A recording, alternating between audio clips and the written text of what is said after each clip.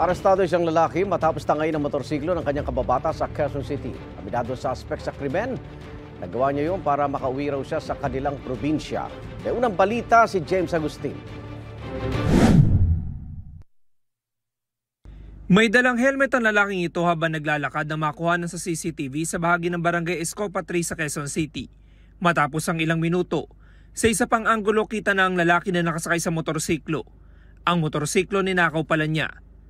Pagsikat na ng araw na madiskubre na may-ari na wala na ang kanyang motor. So nung tinitignan niya na yung motor niya doon sa pinagparadahan niya, nawawala na ito.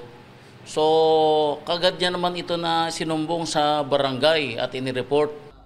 Nang i-review ang CCTV footage, namukhaan ng biktima ang sospek. Nakababata raw niya at dating kapitbahay sa lugar.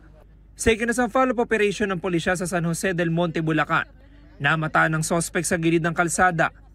Inaresto ang 32 anyos sa sospek. Nabawi sa kanyang ninakaw na motorsiklo na tinanggalan na ng plaka at fairings. So, nung na-verify sa CCTV yung itsura ng tao na kumuha ng motor, kaagad-agad na na-verify natin na yung sinasabi na suspect ay tiga roon din dati sa lugar na yon. Kaya pamilyar yung mga complainant, mga victim at pati na rin po yung kapulisan natin dun sa tao na yon. Dati nang nakulong ang suspect dahil sa kasong may kinalaman sa illegal na droga. Ngayon, sinampahan naman siya ng reklamong paglabag sa new anti-carnapping law. Ninakaw ko po yun. Gawa po ng kahirapan.